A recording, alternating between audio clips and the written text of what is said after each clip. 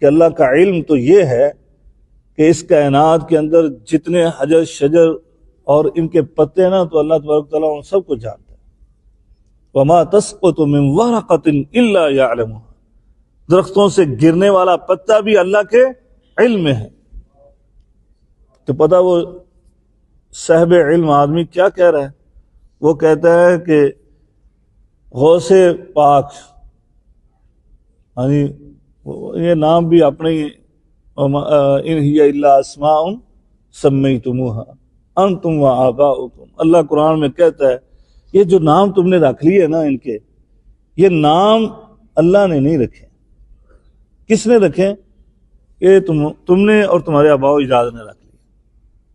نہ انہوں نے کہا کہ ہمیں یہ کہو کہ ہم غوث پاک ہیں، یا ہم غوث اعظم ہیں، یا ہم دستگیر ہیں، یا ہم داتا ہے، کسی نے نہیں کہا۔ ایک بندے کا ان اولیاء اکرام میں سے جن کو یہ لقب دیے گئے نا، ان میں سے ایک کا قول صحیح معنوں میں دکھا دینا کہ انہوں نے کہا کہ ہمیں یہ کہا کرو، تو یقین یعنی آج ہی ہم اپنے عقیدے کو چھوڑ دیں گے۔